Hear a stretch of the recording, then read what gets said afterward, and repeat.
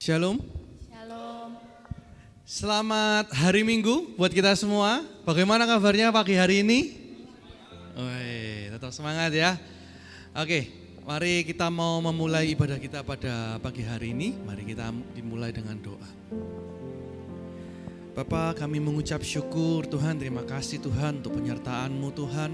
Tiba saatnya hari ini kami datang Tuhan ke rumah-Mu Tuhan. Kami mau Tuhan punya hati yang benar Tuhan untuk datang meninggikan nama-Mu Tuhan lebih lagi Tuhan. Kami juga ingin Tuhan untuk mendengarkan firman-Mu Tuhan. Pakailah Tuhan setiap hati dan telinga kami Tuhan, untuk kami bisa menyerap hal yang baik Tuhan melalui kebaktian hari ini ya Tuhan. Kami mau siapkan hati kami untuk kami memulai ibadah kami pada pagi hari ini. Di dalam nama Tuhan Yesus kami berdoa dan mengucap syukur. Haleluya, amin. Saya undang semua untuk kita bangkit berdiri yuk. Kita mau lebih semangat memulai ibadah kita pada pagi hari ini. Amin.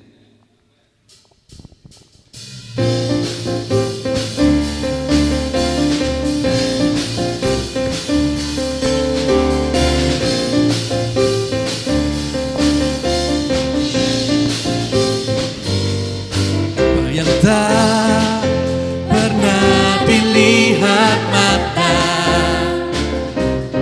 yang tak pernah didengar telinga, yang tak pernah timbul di dalam hati, semua disediakannya bagi yang mengasihi Dia. Apa yang tak pernah dilihat mata, yang tak pernah didengar telinga, yang tak pernah timbul di dalam hati, semua disediakannya bagi yang mengasihi Dia. Allah sanggup melakukan segala perkara, dulu, sekarang, dan selamanya. Kuasanya tidak berubah. Allah sanggup melakukan segala perkara, dulu, sekarang, dan selamanya. Kuasanya tak berubah.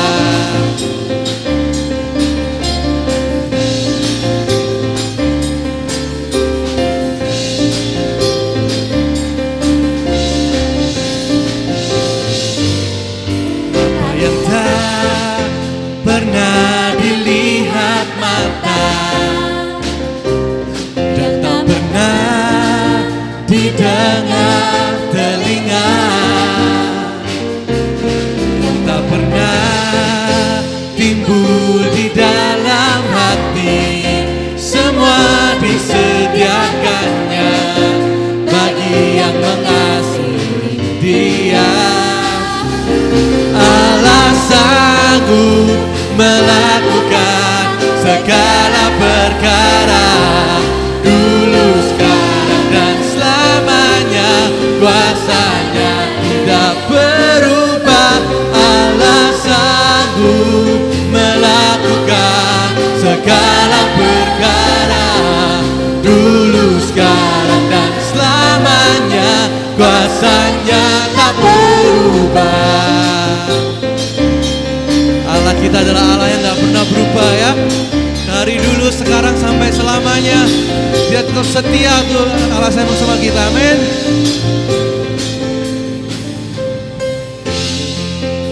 Melakukan segala perkara, dulu, sekarang, dan selamanya. Kuasanya tidak berubah. Allah sanggup melakukan segala perkara, dulu, sekarang, dan selamanya. Kuasanya tak berubah. Allah sanggup melakukan segala perkara, dulu, sekarang, dan selamanya. Kuasanya tidak berubah. Allah perkara, dulu, sekarang, dan selamanya. Kuasanya tak berubah, dulu, sekarang, dan selamanya. Dulu, sekarang, dan selamanya. Dulu, sekarang, dan selamanya. Kuasanya tak berubah.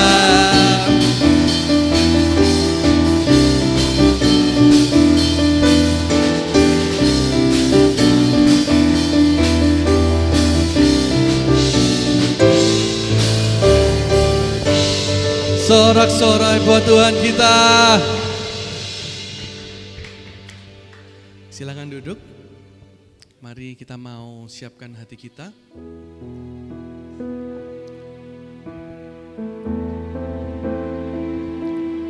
Terima kasih Tuhan untuk kasih dan karunia yang kami terus rasakan Tuhan dalam kehidupan kami Tuhan. Terima kasih Tuhan.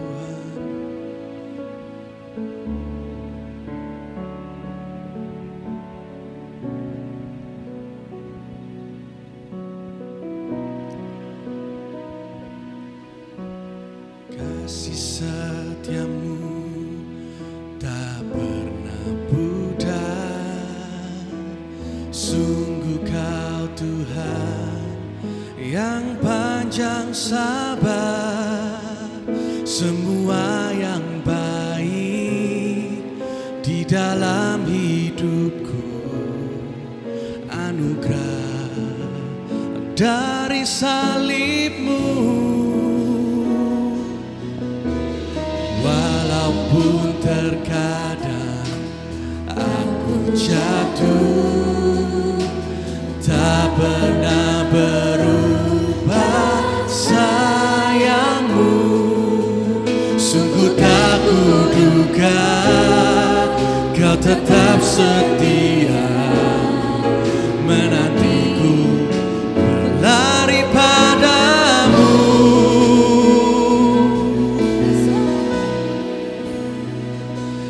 Besar kasih karunia yang Engkau tunjukkan, Yesus.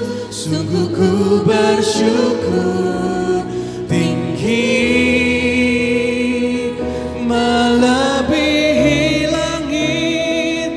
Kau angkat diriku dekat ke tata kasih karuniamu. Mari saya undang semua untuk kita bangkit berdiri. Kasih setiamu tak pernah pudar. Sungguh kau Tuhan yang panjang sabar. Semua yang baik di dalam hidupku, anugerah dari salibmu. Walaupun terkadang aku jatuh, tak pernah berubah sayangmu. Sungguh tak kuduga kau tetap setia, menanti berlari padamu.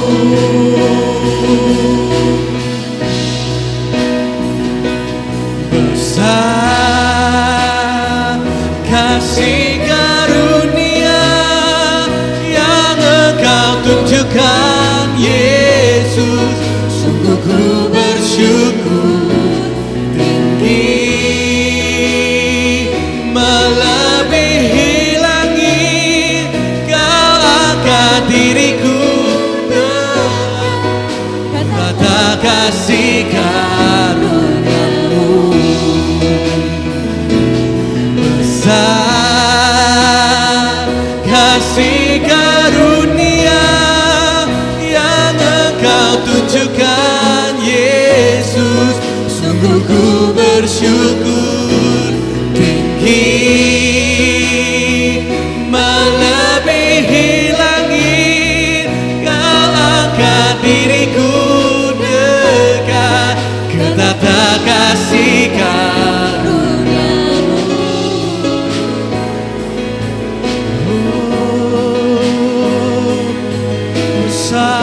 kasih karunia. Kami bersyukur, kami bersyukur untuk kasih-Mu Tuhan.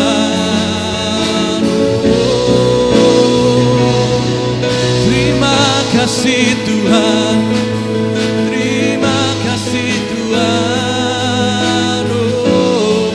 Kau yang membuktikan Tuhan bahwa Engkau kasih yang tiada berkesudahan Tuhan di dalam kehidupan kami Tuhan. Oh terima kasih Tuhan.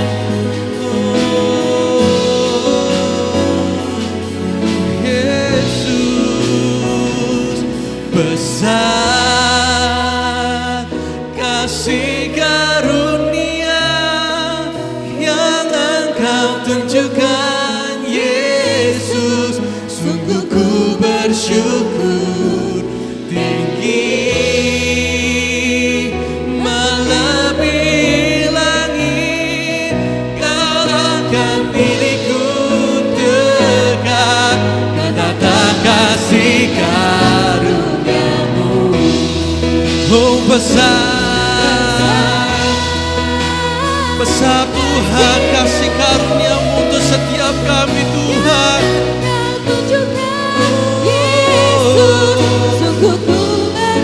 Ini ucapan syukur kami Tuhan. Melebihi langit, Kau angkat diriku dekat ke tata kasih karunia-Mu, ke tata kasih karunia-Mu, ke tata kasih karunia-Mu.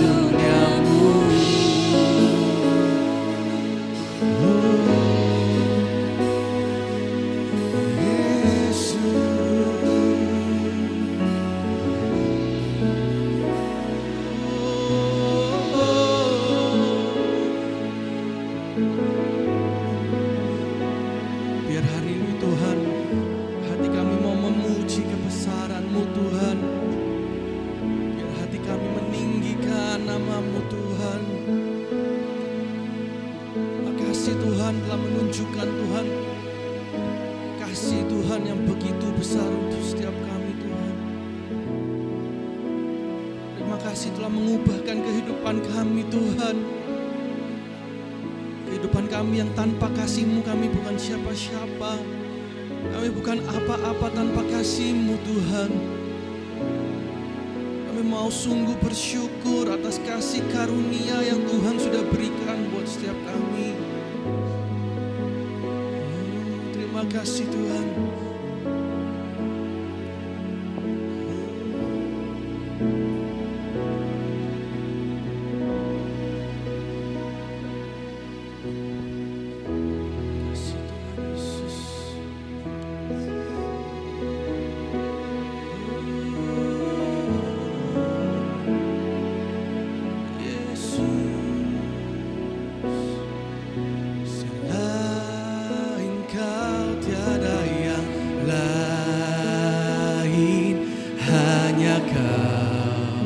Milikku di surga,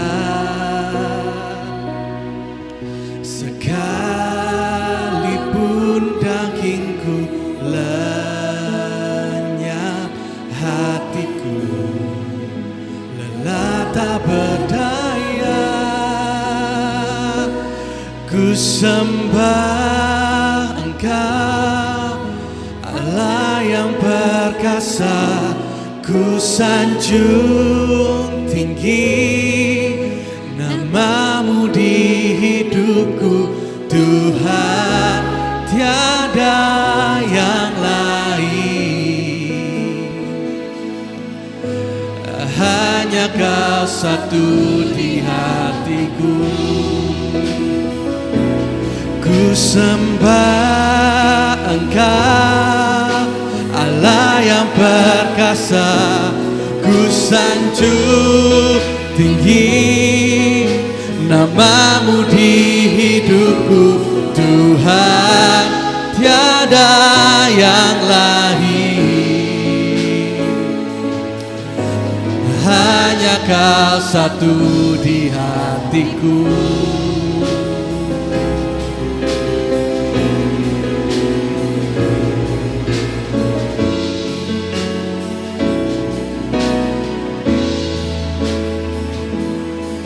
Selain Kau tiada yang lain, hanya Kau milikku di surga. Sekalipun dagingku lenyap, hatiku lelah tak berdaya. Ku sembah Engkau, Allah yang perkasa. Ku sanjung tinggi nama-Mu di hidupku, Tuhan, tiada yang lain. Hanya Kau satu di hatiku. Ku sembah Engkau, Allah yang perkasa. Ku sanjung tinggi nama-Mu di hidupku, Tuhan, tiada yang lain. Hanya Kau satu di hatiku.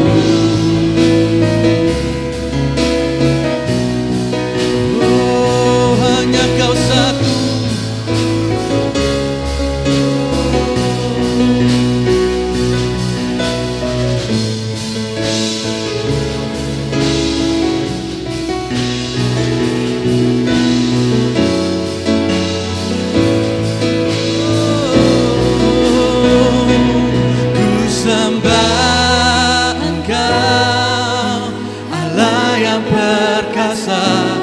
Ku sanjung tinggi nama-Mu di hidupku, Tuhan, tiada yang lain. Hanya Kau satu, hanya Kau satu di hatiku. Ku sembah Engkau, Allah yang perkasa. Ku sanjung tinggi nama-Mu di hidupku, Tuhan, tiada yang lain. Hanya Kau satu di hatiku. Ku sembah Engkau, Allah yang perkasa. Ku sanjung tinggi nama-Mu di hidupku, Tuhan, tiada yang lain. Hanya Kau satu di hatiku. Hanya Kau satu di hatiku. Kau satu di hatiku. Haleluya, haleluya, Yesus. Kami bersyukur Tuhan, sebab pagi hari ini kami boleh datang ke rumah Tuhan. Seringkali hari Tuhan adalah hari di mana kami harus bertempur, berperang melawan beberapa keinginan dan kepentingan. Tapi hari ini kami memilih, pagi ini kami memilih untuk ada di rumah Tuhan. Kami bersyukur untuk itu Tuhan. Biarlah Tuhan Engkau menolong kami untuk mengerti kehendak Tuhan, menaati kehendak Tuhan, dan mengalami sukacita karena kami hidup di dalam kehendak Tuhan. Terima kasih ya Tuhan, kiranya Engkau berbicara kepada kami melalui kebenaran firman Tuhan. Demi nama Yesus, kami siap dengarkan firman. Amin. Amin. Puji Tuhan. Puji Tuhan, silahkan duduk kembali. Terima kasih buat tim worship yang sudah menolong kita untuk kita memfokuskan hati, pikiran kita, perasaan kita kepada Tuhan melalui puji-pujian, melalui kata-kata dari lagu yang kita nyanyikan pada pagi hari ini. Shalom saudara-saudara, apa kabar? Baik, masih hidup? Masih, puji Tuhan. Sudah umur berapa tahun ini? Ya saudara-saudara, kalau saudara umur 40 tahun ke atas, 50 tahun ke atas, lalu ada orang datang kepada saudara-saudara dan berkata, misalnya,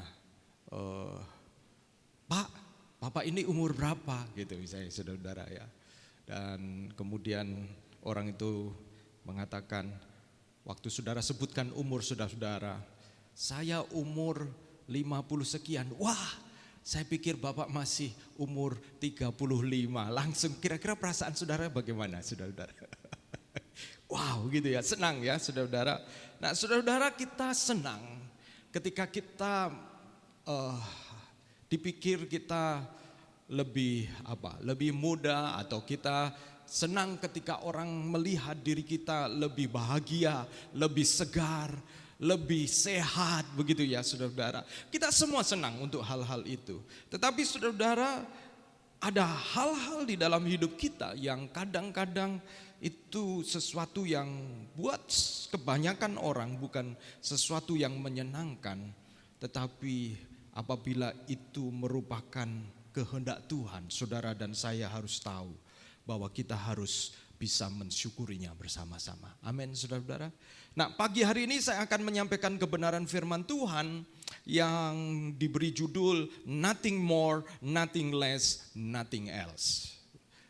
Nothing more, nothing less, nothing else. Saudara-saudara, ini berbicara tentang kalimat, satu kumpulan frase yang menyatakan presisi. Artinya nothing more, tidak lebih. Nothing less, tidak kurang. Dan nothing else, tidak ada yang lain. Apa itu saudara-saudara? Itu ada di dalam Matius pasal 6 ayat yang ke-10 tentang jadilah kehendakmu di bumi seperti di surga. Jadilah kehendakmu di bumi seperti di surga. Saudara-saudara, bicara tentang kehendak. Ini ayat kita.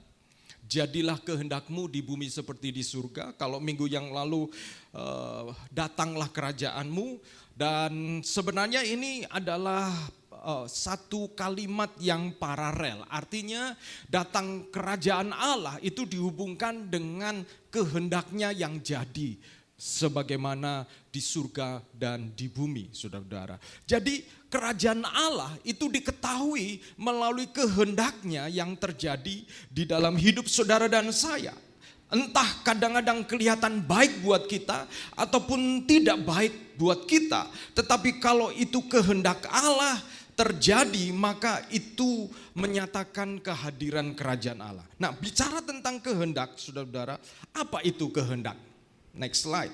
Kehendak adalah suatu manifestasi dari keberadaan atau pribadi kita. Kehendak itu sesuatu yang menyatakan diri kita, kepribadian kita. Makanya saudara-saudara, saudara dikenal melalui kehendak saudara-saudara. Ketika saudara diingat makanan kesukaannya apa, itu kan bicara tentang kehendak.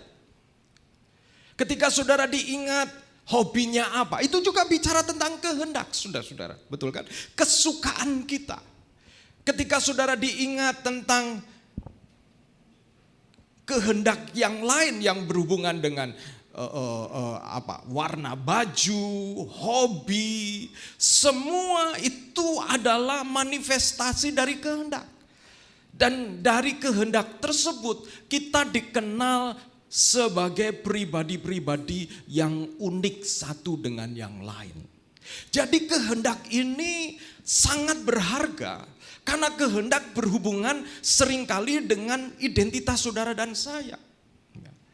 Kehendak itu berhubungan dengan identitas. Waktu saudara-saudara makan bersama dengan teman-teman di sebuah restoran, saudara hari ini atau ketika saudara ditawari kira-kira kamu mau makan apa, saudara menyatakan kehendak saudara, dan ketika saudara menyatakan kehendak, saudara diakui keberadaan saudara karena saudara menunjukkan kehendaknya. Dan kadang-kadang kehendak kita dipengaruhi oleh kebutuhan kita. Karena kita misalnya sedang lapar banget begitu ya saudara-saudara, maka kemudian kita lebih memilih mungkin makanan-makanan yang cepat disajikan, gak perlu lama. Jadi kehendak ternyata juga dipengaruhi oleh situasi, kondisi, dan kebutuhan kita. Itu berarti kehendak ini saudara-saudara, selain menyatakan kepribadian kita, kehendak juga menyatakan respon terhadap situasi dan keadaan yang sedang kita hadapi. Ketika kadang-kadang kehendak kita itu dipaksa untuk, misalnya saudara-saudara, ada seorang yang merokok. Satu kali saya ingat saya melayani seseorang yang kemudian seorang perokok berat saudara-saudara, dan dia diberitahu, dia sudah tahu, tetapi dia tidak kuasa. Ya, dia tidak berkuasa untuk membelokkan kehendaknya. Karena tiap kali selesai makan rasanya katanya mulutnya asam kalau tidak merokok begitu ya. Padahal dia sudah punya indikasi penyakit-penyakit tertentu. Sampai satu kali ketika kemudian dia didiagnosa menderita satu kanker yang kemudian akibat dari rokoknya, saudara-saudara, maka kemudian kehendaknya berubah, betul ya? Kehendaknya berubah sehingga kemudian dia berhenti merokok karena dia takut bahwa penyakitnya makin parah dan kemudian dia meninggal dunia. Perhatikan bahwa kehendak itu selain menyatakan kepribadian kita, kehendak juga merupakan respon terhadap keadaan situasi sekitar kita.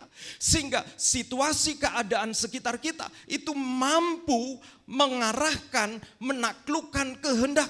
Contohnya tadi, seorang yang kemudian terikat dengan rokok, tiba-tiba kemudian dia tidak mau merokok karena dia didiagnosa sakit kanker. Nah, berarti kehendaknya yang tadinya begitu tidak bisa dikuasai, tiba-tiba ada sesuatu yang lebih besar dari kenikmatan, yaitu apa? Penderitaan.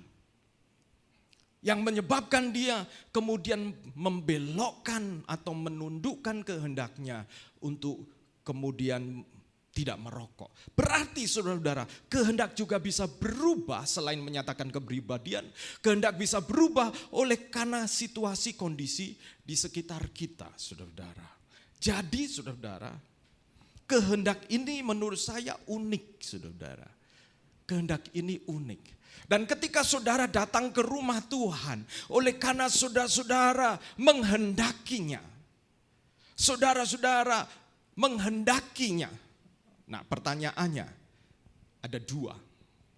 Apakah kehendak kita ke rumah Tuhan itu menyatakan kepribadian kita atau karena reaksi dari keadaan?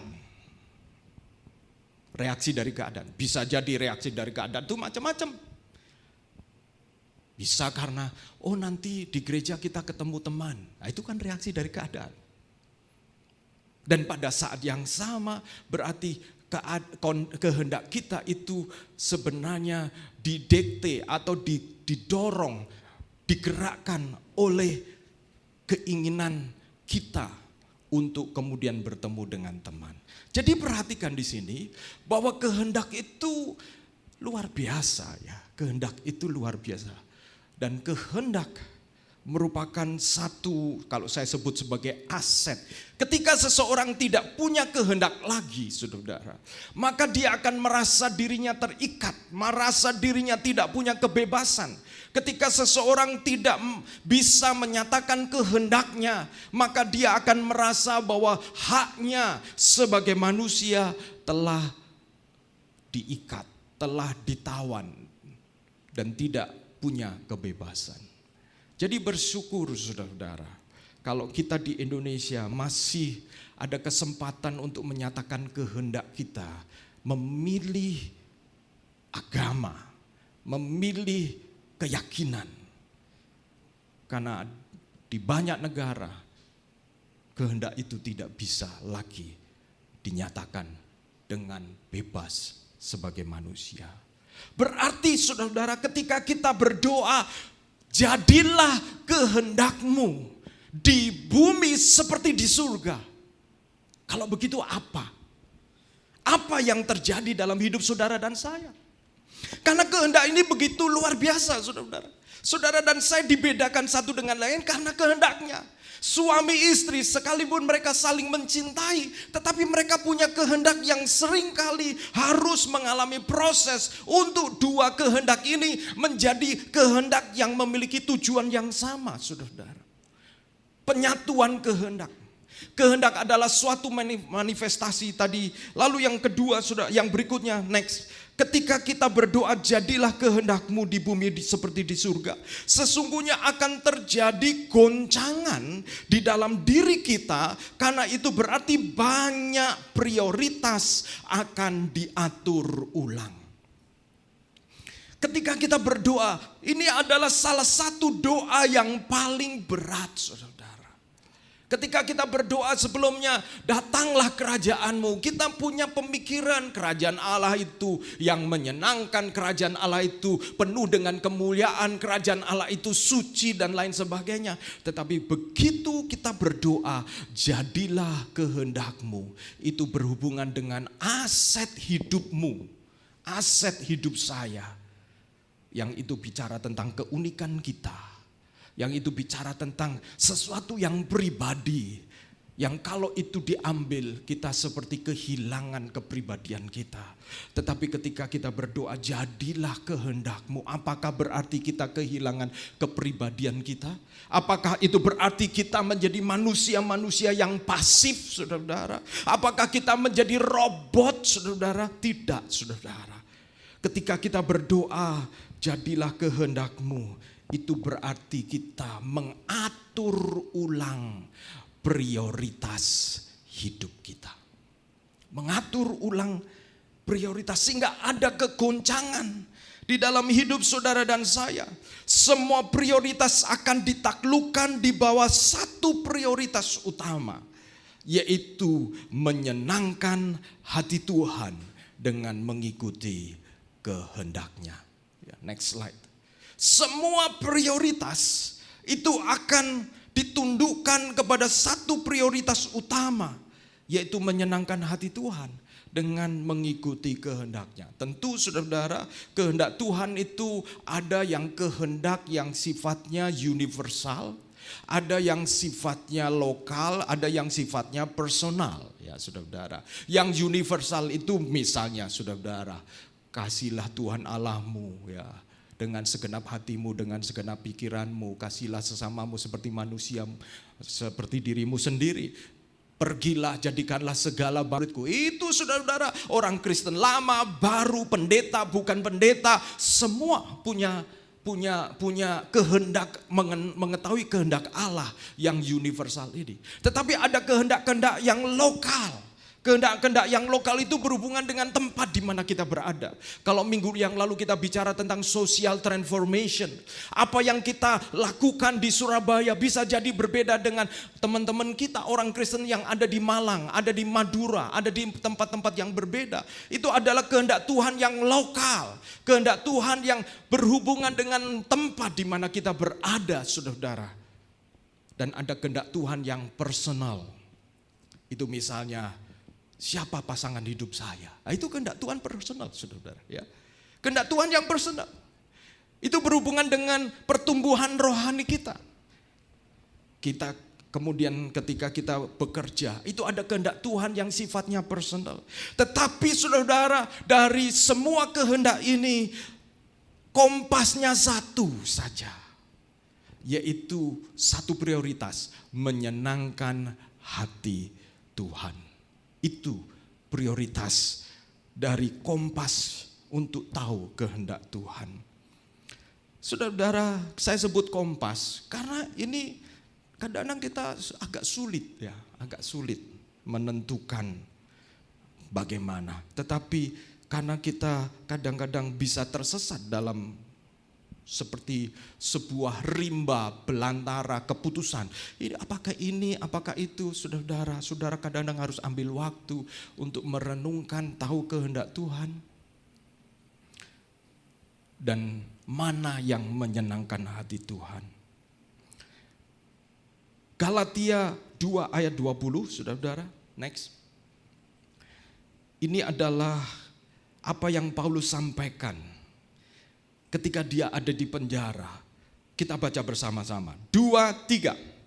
Namun aku hidup, tetapi bukan lagi aku sendiri yang hidup. Perhatikan ini. Melainkan Kristus yang hidup di dalam aku, dan hidupku yang kuhidupi sekarang di dalam daging adalah hidup oleh iman dalam Anak Allah yang telah mengasihi aku dan menyerahkan dirinya untuk aku. Wow, sebenarnya ini satu ayat yang berisi banyak kebenaran yang berhubungan dengan kehendak. Paulus mengatakan, namun aku hidup. Semua kita hidup. Tetapi bukan lagi aku sendiri. Nah, perhatikan, berarti saudara-saudara, kalau kita mengatakan jadilah kehendakmu, bukan berarti kepribadian kita hilang. Bukan berarti hidup saudara, keunikan kita hilang. Menjadi orang Kristen artinya seragam, semua sama. Tidak, saudara-saudara. Karena Paulus sendiri mengatakan, tetapi atau namun aku hidup, tetapi bukan lagi aku sendiri. Berarti bukan lagi itu artinya ada kepribadian Paulus, tetapi bukan hanya kepribadian Paulus yang ada di dalam dirinya, melainkan Kristus yang hidup di dalam aku. Ada Kristus. Menjadi murid Yesus bukan berarti saudara plek menjadi seperti pendeta saudara-saudara. Dan jelas itu tidak mungkin. Menjadi murid Yesus itu berarti apa yang dikatakan oleh Paulus. Pribadi saudara-saudara itu tetap ada. Tetapi Kristus itulah yang kemudian mengarahkan hidup kita. Itu sebabnya kemudian Paulus, dan hidupku yang kuhidupi, nyawa yang kuhidupi, nafas yang kuhidupi, bahkan tantangan, persoalan, karena saudara bekerja, karena saudara menikah, karena saudara punya cita-cita, karena saudara mungkin punya tanggungan, saudara harus menghidupi, saudara harus menjalani. Contoh, kalau saya kredit mobil, itu keputusan saya, dan karena keputusan saya harus menghidupinya. Gimana caranya tiap bulan saya bisa kredit mobil dan saya bisa bayar kredit itu? Artinya ada kebutuhan kita yang kita anggap sebagai keputusan, tetapi ketika kita menjalani kehidupan kita, itu kita jangan lupa Kristus ikut ambil bagian mengarahkan kita untuk menghidupi semua tanggung jawab itu. Dan hidup yang kuhidupi ada sekarang di dalam daging. Perhatikan Paulus, di dalam daging. Artinya firman Tuhan itu saudara dan saya hari ini belum langsung masuk surga. Kita masih hidup dengan daging. Kita masih bisa punya keinginan. Mobil yang enak, itu keinginan. Rumah yang bagus, baju yang baik, itu keinginan-keinginan yang apakah itu salah? Saudara perhatikan ini. Keinginan-keinginan itu Paulus mengatakan bahwa hidup yang kuhidupi sekarang di dalam daging. Saudara dan saya itu keinginan-keinginan yang tidak salah, tetapi jangan lupa Kristus yang menjadi prioritas. Dan kemudian dikatakan adalah hidup oleh iman dalam anak Allah yang telah mengasihi aku. Hidup oleh iman karena anak Allah yang mengasihi aku. Nah ini saudara-saudara, anak Allah yang mengasihi aku dan menyerahkan dirinya untuk aku. Ini yang kemudian akan menjadi dasar dua kebenaran yang kita akan renungkan. Bahwa saudara dan saya bisa menyerahkan kehendak kita. Karena saudara dan saya hidup di dalam respon dengan iman, kita meresponi. Meresponi apa? Meresponi anak Allah yang telah mengasihi dan menyerahkan dirinya untuk saudara dan saya. Jadi kehendak kita itu bukan ditaklukkan oleh Allah dengan paksaan. Kehendak kita itu bukan ditaklukkan oleh Allah dengan segala sesuatu yang kemudian membuat kita terpaksa. Kelihatannya terpaksa. Mungkin penderitaan, mungkin sakit penyakit, mungkin kekurangan, mungkin ada hal-hal yang kita harapkan tidak terjadi. Sehingga kita kemudian berkata, Tuhan jadilah kehendak-Mu. Kita kepepet mengatakan, jadilah kehendak-Mu. Saudara-saudara, jangan berhenti di situ ketika saudara mengatakan jadilah kehendak-Mu. Karena firman Tuhan, saudara harus menghidupi apa yang menjadi keputusan saudara-saudara dengan iman. Dengan iman apa? Karena anak Allah yang telah mengasihi saudara dan saya dan menyerahkan hidupnya. Kadang-kadang saudara-saudara, kalau ada orang Kristen yang berdoa jadilah kehendak-Mu setelah kepepet, setelah macam-macam terjadi, apa yang terjadi dengan model orang Kristen seperti ini? Ketika tidak ada lagi penderitaan, ketika semua sudah jalan baik, ketika semua ada di dalam kontrol dan kendalinya dia, apa yang terjadi? Dia lupa Tuhan, saudara-saudara. Dia lupa Tuhan. Karena apa? Karena dia tidak meresponi itu sepenuhnya dengan iman. Karena anak Allah yang telah mengasihi dia dan menyerahkan dirinya untuk dia. Kenapa? Karena dia meresponi jadilah kehendak-Mu karena penderitaan. Karena ingin hidup lebih baik. Kita harus memiliki mental di dalam doa jadilah kehendak-Mu sebagai respon terhadap kasih Allah. Sebagai respon terhadap kasih Allah. Kalau gitu apa artinya berdoa jadilah kehendak-Mu di bumi seperti di surga? Ada dua artinya. Yang pertama, jadilah kehendak-Mu itu berarti menyerahkan kontrol hidup kita kepada Allah. Menyerahkan kontrol hidup kita kepada Allah. Semua kita itu ingin punya kendali di dalam hidup ini. Itu sebabnya kita membuat rencana. Semua kita ingin berhasil, betul ya? Dalam pekerjaan, di dalam kalau sudah menikah hidup ke rumah tangga.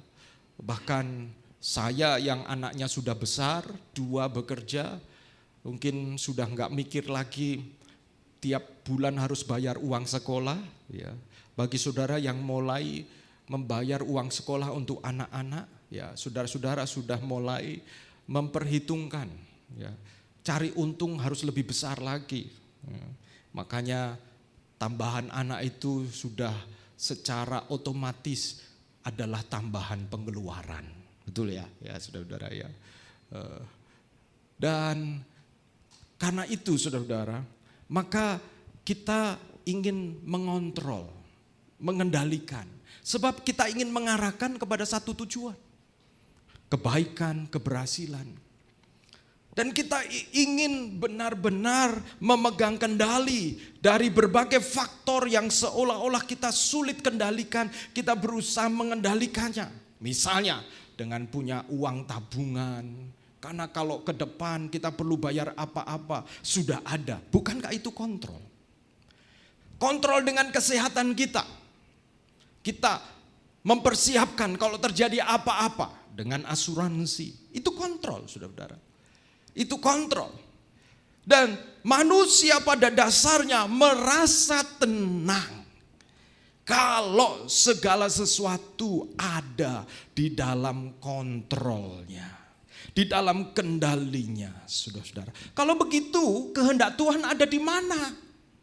Kalau kita semua mengendalikan segala sesuatu, mulai dari bangun pagi sampai kita tidur, bahkan sampai mungkin kita berpikir tahun yang akan datang 5 tahun, karena mungkin punya tabungan, punya deposito, punya macam-macam. Kita seperti sudah well prepare everything, sudah mempersiapkan segala sesuatu. Kalau begitu kehendak Allah diperlukan di mana, saudara-saudara?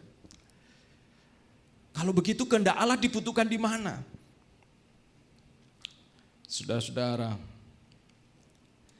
kita belajar bahwa sesungguhnya sekalipun kita berpikir kita punya kontrol, kita tertipu dengan pikiran itu. Apakah saudara benar punya kontrol karena punya deposito, karena punya berbagai macam hal yang menjadi backup plan dari apa yang kita khawatirkan? Apakah saudara sungguh-sungguh punya kontrol? Sebenarnya tidak. Itu hanyalah it seem, nampaknya kita punya kontrol. Tetapi sesungguhnya kita tidak punya kontrol, saudara-saudara. Ketika COVID terjadi, membuat kita bangun bahwa ternyata kita tidak punya kendali. Saya ingat ketika awal-awal COVID ya, antara percaya dan tidak percaya, ada teori konspirasi. Ada teman-teman, ada grup-grup, bukan grup ya, tetapi beberapa pendeta sedang berargumentasi tentang hal ini. Ada yang mengatakan, mana iman kita gitu. Kenapa kita takut? Yesus saja ketika bertemu dengan orang kusta, Yesus mendekati gitu kan. Padahal penyakit kusta itu penyakit yang menular. Keren ya imannya ya. Aku saja, ini muncul nih, ada salah satu murid saya yang dulu sempat membuka gereja di Mojokerto ya, di Mojokerto di sana ada rumah sakit bagi orang-orang kusta. Ya, satu kali dia dan temannya itu kami utus untuk membuka gereja, begitu mereka keliling jualan kerupuk ya saudara, jualan kerupuk supaya punya kenalan. Satu kali mereka melihat seorang pengemis, lalu kemudian membangun hubungan dengan pengemis itu, dan ternyata pengemis itu punya kampung. Ada kampung pengemis saudara ya. Jadi dan bukan hanya kampung pengemis, tetapi itu adalah kampung orang-orang kusta. Ada di Mojokerto, di Pacet atau di mana begitu ya Kol. Jadi ternyata itu kampung orang-orang kusta. Dan mereka itu menjadi binaan dari satu rumah sakit kusta. Dan ini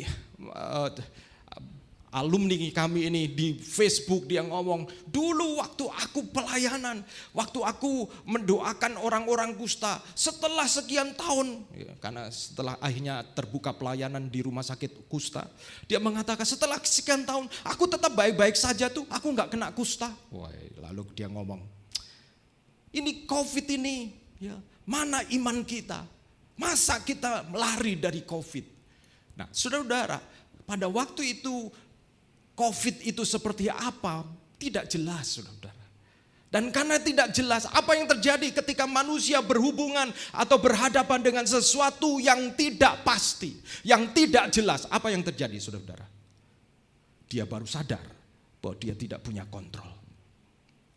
Ketika saudara seolah-olah punya kepastian karena berapa jumlah uang kita dan berapa tanggungan. Misalnya kalau kita sakit ada tanggungan asuransi, kita seperti punya kontrol karena ada angka yang jelas. Tetapi coba perhatikan, sekalipun ada angka jelas, tiba-tiba ada satu penyakit yang sama sekali, kemudian di antara 1000 kasus hanya 6 kali terjadi, dan salah satu yang terjadi itu kepada saya misalnya. Saudara mulai melihat ketidakpastian, bukan? Dan kemudian ada informasi lagi, ternyata tidak ada dokter profesor yang ada di Indonesia yang pernah menangani penyakit ini. Adanya di mana? Misalnya adanya di Jerman. Kita mulai menghadapi ketidakpastian lebih besar lagi. Dan dari situlah kita kemudian sadar bahwa sebenarnya kita tidak punya kontrol atau kendali. Sehingga doa jadilah kehendak-Mu itu bukan sebuah arogansi Allah, kesombongan Allah, atau Allah merasa bahwa lu tahu nggak kalau nggak menyerahkan diri kamu, bukan. Tapi itu adalah bentuk kasih Allah kepada kita yang berpikir kita punya kendali atau kontrol, tetapi sesungguhnya kita tidak punya kendali dan kontrol. Saudara-saudara, jadilah kehendak-Mu berbicara, kita menyerahkan kendali, kontrol itu kepada Tuhan. Apa yang kita merasa oleh karena kita punya itu sehingga kita punya kendali. Salah satu kesehatan, saya merasa kalau saya sehat, saya bisa mengatakan, Tuhan, saya akan mati mungkin umur 81 tahun Tuhan, misalnya gitu ya. Karena saya sehat. Ya. Saya sehat, saya jaga makanan, gak makan berlemak, saudara-saudara. Saya ini kalau keluar kota, saudara-saudara, ini tantangan saya, saudara-saudara. Kalau kembali ke Surabaya, semua ritme hidup saya kembali normal. Makan pagi, ya paling itu ya. Makan siang, makan malam, kadang-kadang musli, udah. Dalam kira-kira mungkin 3-4 hari perut saya kembali normal ya. Tapi kalau saya pelayanan keluar kota, apalagi kemarin saya pergi ke Jakarta, lalu kemudian ke Manado. Waduh, kalau ke Manado saudara-saudara itu orang Manado bilang smokel ya. Smokel itu sarapan pagi saudara-saudara. Itu luar biasa. Sarapan pagi itu ya memang kemarin makan bubur Manado itu ya saudara-saudara. Tetapi bubur Manado ini temannya daging babi. Wis, ini smokel. Ini baru sarapan saudara. Padahal kalau saya sarapan hanya roti sandwich saja cukup. Tapi karena namanya tamu selalu diberi yang istimewa saudara-saudara. Tetapi saudara-saudara, ketika saya pulang dan saya kembali, saya merasa sebelumnya kalau saya makan saya normal, semua rutinitas berjalan dengan baik. Saya seperti punya kontrol dengan kesehatan saya dan saya bisa berkata, saya akan hidup lama. Tapi saudara-saudara, kita tahu bahwa sebenarnya banyak hal yang menyadarkan kita bahwa kita tidak punya kontrol. Itu berarti apa? Itu berarti saudara-saudara, apapun yang kita merasa karena kita mampu mengendalikan unsur-unsur komponen-komponen, misalnya keuangan, kesehatan, hal-hal yang lain yang kita pegang dan kita pikir oleh karena mungkin karena bekerja dan lain sebagainya, kita pikir punya kontrol, itu kita belajar menyerahkannya kepada Tuhan. Itu artinya ketika berkata jadilah kehendak-Mu, bukan hanya mengatakan sesuatu, Tuhan saya serahkan kehendak-Ku ini kepada kehendak-Mu. Apa buktinya? Apa yang menyebabkan kita mau membeli barang lebih mahal? Karena kita punya uang lebih banyak, bukan? Kalau saudara nggak punya uang, apakah saudara mau beli barang lebih mahal? Tidak. Itu berarti sumber keyakinan bahwa kita punya kontrol adalah uang kita. Dan ketika kita berkata jadilah kehendak-Mu, berarti saudara belajar untuk mempercayakan uang kita kepada Tuhan. Saudara-saudara, apalagi yang membuat kita merasa punya kontrol dengan hidup ini? Apalagi pertemanan, networking, jejaring. Kita merasa kadang-kadang punya kontrol karena kita punya orang-orang penting kenalan kita. Tetapi saudara-saudara, ketika kita berdoa jadilah kehendak-Mu, kita belajar mengandalkan Tuhan. Belajar menghampiri Tuhan terlebih dahulu sebelum kontak orang-orang yang kita anggap akan bisa membantu kita.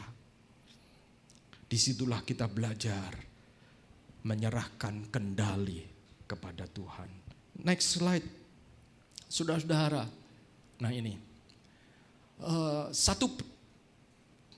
Pada akhirnya Tuhan Yesus itu mempraktekkan doa yang diajarkan ya saudara-saudara. Di dalam Matius pasal 26 ayat 36 sampai 46 itu ketika Yesus ada di Taman Getsemani, Yesus kemudian menerapkan doa yang dia ajarkan. Nah, ini luar biasa, saudara-saudara. Saya membayangkan Yesus ini anak Allah, dia sangat punya kontrol tentang misinya. Dia turun ke dunia menjalankan misi Bapaknya, dan dia memiliki kuasa menyembuhkan orang sakit, membangkitkan orang mati, bahkan badai takluk kepada dia. Pribadi yang punya kontrol. Tapi ada satu titik ketika Bapa meminta hidupnya yang suci, mulia, kemudian diserahkan ke tangan orang berdosa. Wow, dia mengalami pergumulan. Dia akan menyerahkan dirinya kepada tangan orang berdosa. Saudara-saudara, itulah ketika di Taman Getsemani dia berdoa. Dan di dalam ayat yang ke-42, saudara kalau saudara melihat lukisan Yesus yang berdoa di Taman Getsemani, ya saudara, ada lukisan-lukisan yang menurut saya tidak tepat. Ada yang lukisan Tuhan seperti berlutut, lalu tangannya di atas batu, biasanya begitu ya saudara, dengan wajah bersinar-sinar. Kelihatannya sumringah begitu ya saudara. Kalau saudara baca, Yesus sampai mengeluarkan keringat seperti tetesan darah. Menurut medis, saking tekanan begitu besar sampai pembuluh darah halus di kulitnya pecah. Dia bergumul sekali sehingga pembuluh darah halusnya pecah dan kemudian bercampur dengan keringatnya dan muncullah keringat berwarna merah. Ada satu tekanan yang luar biasa. Saudara bayangkan kalau saudara benar, lalu karena saudara mengasihi orang lain, lalu saudara menjadi salah karena orang itu. Itu tekanan luar biasa. Harga diri kita hancur. Yesus akan diserahkan ke tangan orang berdosa.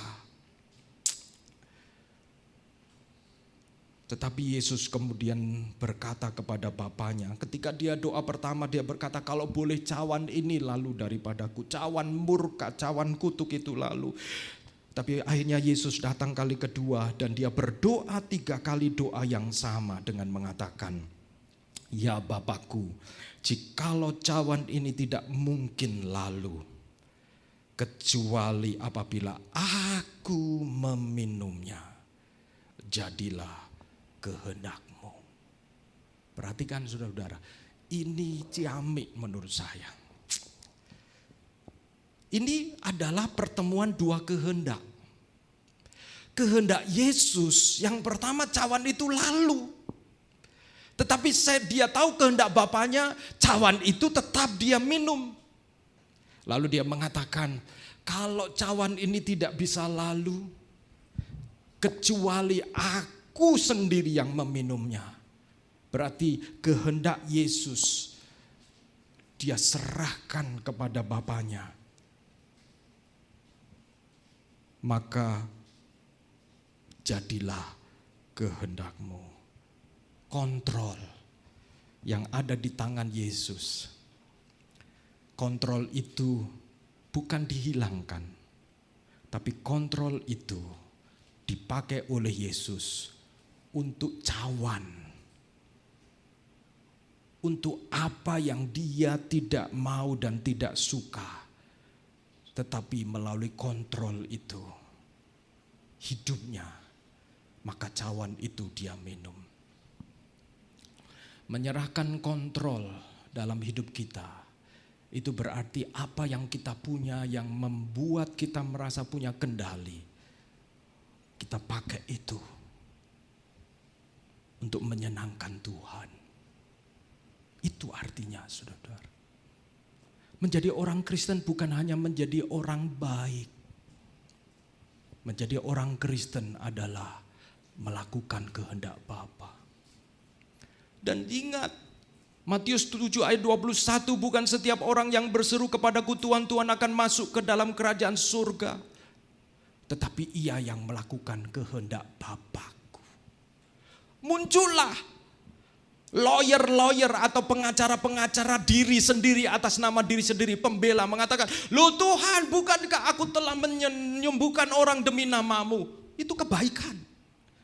Bukankah Tuhan aku melakukan ini dan itu pelayanan. Bukankah ini dan itu semua berarti saudara, kita diminta benar-benar mengevaluasi apapun yang kita lakukan atas nama Tuhan. Dan bertanya apakah sebenarnya kita sedang sungguh-sungguh menyerahkan kontrol itu kepada Tuhan. Atau justru melalui apa yang kita sebut pelayanan, kita seolah-olah sedang memperalat Tuhan. Membuat kita menjadi makin safe. Membuat kita makin yakin bahwa masa depan kita pasti karena kita telah menyerahkan. Saudara-saudara, kepastian hanya ada di dalam Tuhan, bukan oleh karena bentuk pelayanan apapun yang kita lakukan. Karena saudara dan saya seperti Paulus, dengan iman, saudara. Kadang-kadang kita ini mungkin pedagang, kita harus memastikan semua kita untung, betul ya?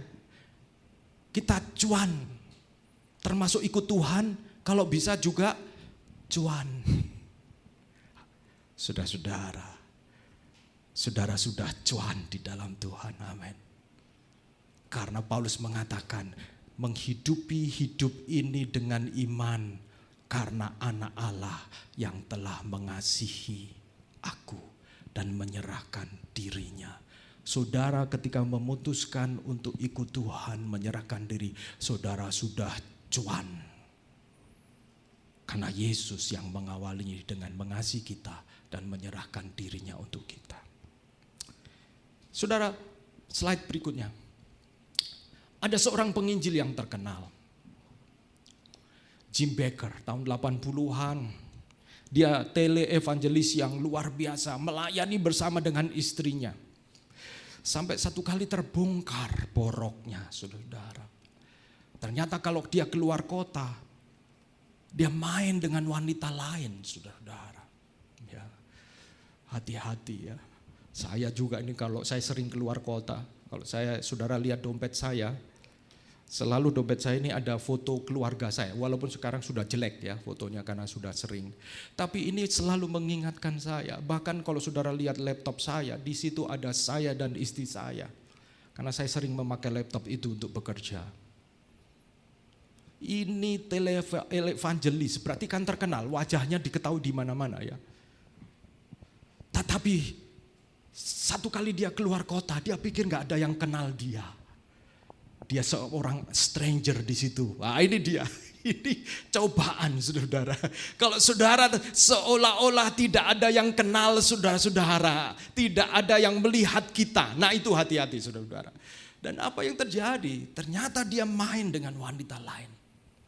Dan itu berulang, itu menjadi kebiasaan. Dan saudara, karena saya pernah membuat paper penelitian tentang hal-hal seperti ini, itu seperti sebenarnya orang-orang yang ada di dalam posisi dia harus melakukan sesuatu secara publik, itu ada tekanan berat luar biasa. Titik lemahnya di mana? Titik lemahnya sesudah melakukan seperti misalnya KKR atau apapun, itu akan mengalami kelelahan fisik, mental, rohani. Nah, di titik itulah dia bahaya itu.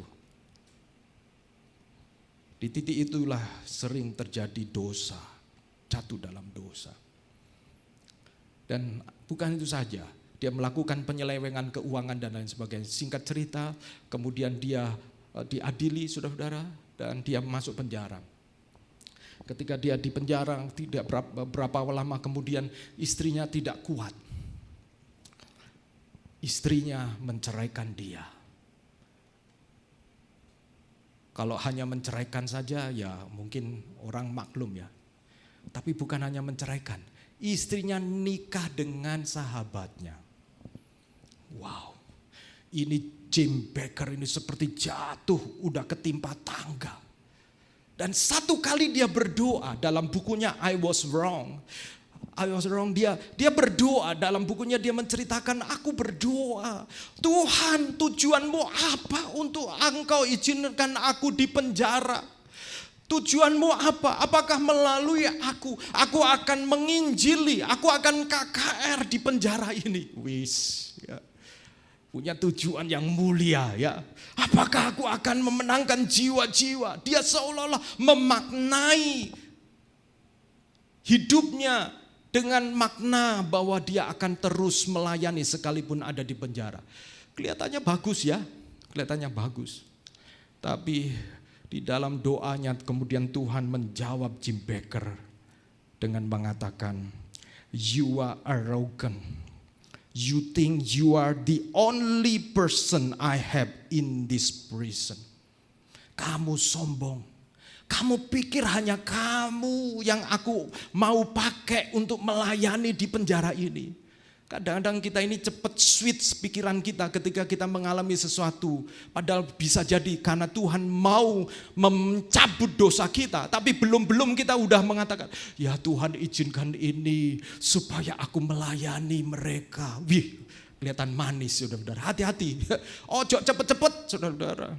Kadang-kadang memang Tuhan jewer kita. Kadang-kadang memang Tuhan ingatkan kita. Jangan cepat-cepat merasionalisasi dan kemudian menghilangkan pelajaran-pelajaran penting di dalam hidup kita. Dan ini yang kemudian Tuhan katakan kepada Jim Bakker, I am God. Ya, dia mengatakan, I have many others here. Saya punya bukan hanya buat kamu GR ya. Emang kamu pikir kamu ini karena evangelis, karena pendeta terkenal sehingga kamu akan KKR di penjara ini. No. Aku punya orang lain yang bisa aku pakai. I am God. Aku Tuhan. Berapa banyak kita merasa bahwa Tuhan perlu kita dan bukan kita perlu Tuhan. Berapa banyak kita berpikir, ya kalau gak ada aku begini begitu. Saudara-saudara. Saya pikir, saya kadang-kadang punya pikiran seperti itu saudara-saudara. Tapi ketika saya membaca ini, you are arrogant. Betapa sering kita sombong ya saudara-saudara. Kita pikir Tuhan yang perlu saya. Atau kadang-kadang kita mengalami sesuatu dan kita segera switch dengan perkara-perkara yang kita pikir rohani. Karena mungkin sudah sekian tahun kita menjadi orang Kristen sehingga kita mampu dengan lidah kita men-switch itu saudara-saudara. Tuhan berkata kepada James Bakker, I did not bring you to prison to minister. Saya tidak bawa kamu ke penjara untuk pelayanan. No. I brought you here to know me. Saya bawa kamu supaya kamu kenal aku. Kalau saudara-saudara cepat-cepat beralih, mungkin aku di sini supaya aku punya pengalaman ini. Mungkin di sini aku punya berkat ini. Saudara-saudara, stop dulu.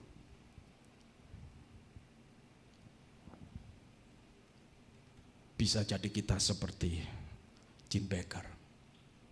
Karena Tuhan mau kita kenal dia secara pribadi. That's all. Bukan karena kita mau dipakai ini, mau dipakai itu. Yang kedua, jadilah kehendakku berarti percaya kepada Allah untuk melakukan apapun yang dia anggap terbaik. Yesus ayat 45 di dalam Matius 26 mengatakan, sesudah itu ia datang kepada murid-muridnya dan berkata kepada mereka, tidurlah sekarang dan istirahatlah. Lihat, saatnya sudah tiba bahwa anak manusia diserahkan ke tangan orang-orang berdosa. Ini yang sebenarnya paling berat buat Yesus. Yaitu hidupnya yang mulia, yang suci, yang benar diserahkan ke tangan orang-orang berdosa. Saudara-saudara, kita selalu mengukur kehendak Allah yang mulia, rencana Allah yang mulia itu dengan hal-hal yang baik. Sehingga ketika yang tidak baik terjadi dalam hidup kita, kita merasa Tuhan tidak menyatakan rencananya. atau ada iblis yang sedang melakukan rancangannya. Saudara-saudara, jangan lupa Yesus hidupnya diserahkan kepada orang berdosa. Itu sebuah penghinaan menurut saya. Penghinaan kepada anak Allah. Penghinaan kepada kesucian, penghinaan kepada Yesus yang suci. Tapi karena dia berdoa sebelumnya, jadilah kehendakmu. Itu berarti saudara-saudara, berdoa jadilah kehendakmu itu kita percaya bahwa Allah, percaya kepada Allah untuk melakukan apapun yang dia anggap terbaik. Percaya kepada kasih Allah. Next. Saudara-saudara, percaya kepada kasih Allah itu tidak selalu berhubungan dengan yang baik.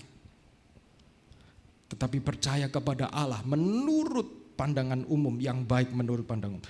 Percaya kepada Allah itu berarti apa? Itu berarti apapun situasi kondisi yang saudara sedang hadapi, kasih Allah cukup besar untuk menolong dan melindungi saudara-saudara.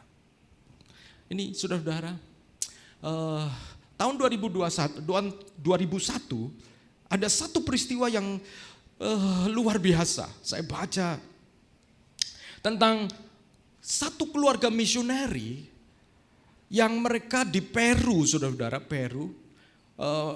Mereka punya pesawat float flight ya, pesawat yang biasanya mendarat di sungai itu ya, yang punya punya pelampung itu ya, saudara-saudara. Jadi ini ceritanya. Pesawat ini terbang di hutan Amazon, di atas hutan Amazon.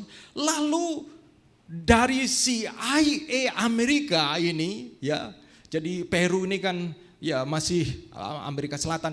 Itu menginformasikan ada pesawat yang membawa penyelundup, smuggler ya. Jadi saudara-saudara, lalu tidak berapa lama tanpa peringatan ada pesawat dari Peru, pesawat tempur dari Peru langsung menembaki pesawat sipil ini, saudara. Dan ketika ditembaki, saudara, di dalamnya ada keluarga misioneri ini. Satu keluarga, sang suami James Bowers dan dua anaknya. Satu anak laki-laki berumur sekitar 7 tahun dan anak perempuan yang ini digendong oleh istrinya Veronica Bowers berumur 7 bulan. Itu di antara mereka akhirnya pesawat ini crash mendarat di sungai, tetapi ada yang luka, tetapi yang mati pada saat itu adalah ibu ini, Ronnie Bakers. Veronica panggilannya menjadi Ronnie, dan anaknya Charity yang berumur 7 bulan ini. Sang ibu Ronnie ini ketembak dari belakang, tap gitu, kena jantungnya dan tembus kepada babynya Charity, saudara-saudara. Langsung meninggal saat itu juga.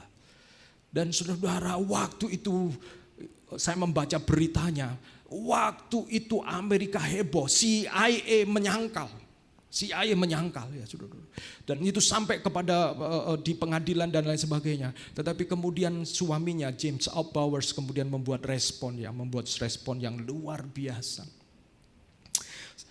Dan responnya adalah dia begini, saudara-saudara. Ini misioneri ya, saudara-saudara ya. Bukan mau ngelencer ya, saudara-saudara ya. Misioneri. Siapa Veronica Bowers ini? Ronnie Bowers.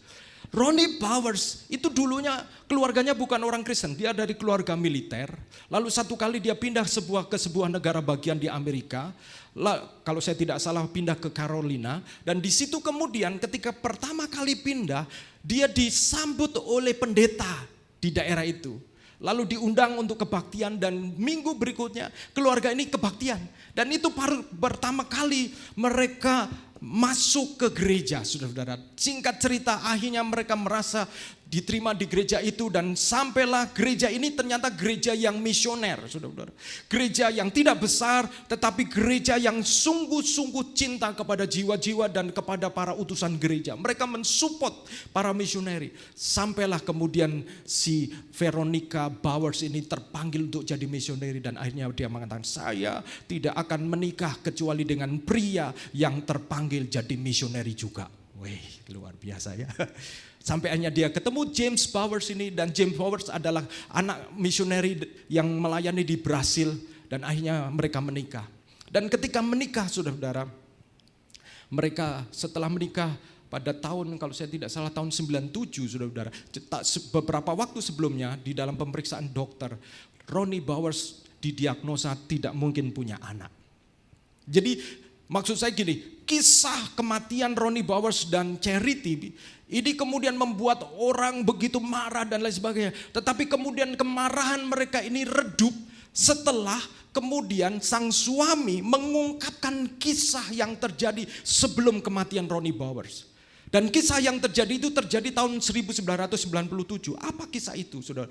Ronnie Bowers itu didiagnosa, divonis tidak mungkin punya anak karena kondisi rahimnya. Tetapi tahun 1997 ketika mereka sudah menjadi misioneri di Peru, mereka membangun tempat pelayanan klinik dan lain sebagainya. Satu kali si Ronnie Bowers ini merasa kayaknya kok saya cepet capek ya, kok saya mau mual-mual begitu, saudara-saudara. Dia sudah terima kondisi bahwa dia divonis tidak akan punya anak. Tetapi ketika dia lihat dirinya seperti itu, lalu dia iseng cek secara mandiri tentang kondisi kehamilan ya. Dan apa yang terjadi? Dia positif. Waktu dia tahu dirinya positif, wow, dia seperti menerima mujizat besar luar biasa. Dia seperti mengatakan, inilah upahnya orang menyerahkan diri kepada Tuhan. Ya, saudara-saudara, kita ketika terima mujizat seringkali kita berpikir begitu ya. Tetapi apa yang terjadi, saudara-saudara? 1997 ketika dia di Peru, satu kali ternyata dia mengalami keguguran. Anaknya mati, saudara-saudara. Dan dia marah kepada Tuhan. Seperti Tuhan PHP dia, ngeprank dia. Saudara pernah merasa diprank Tuhan? Di mana saudara berharap dan kayaknya ini benar, ini udah tiba-tiba Tuhan kau ngeprank saya, Tuhan marah.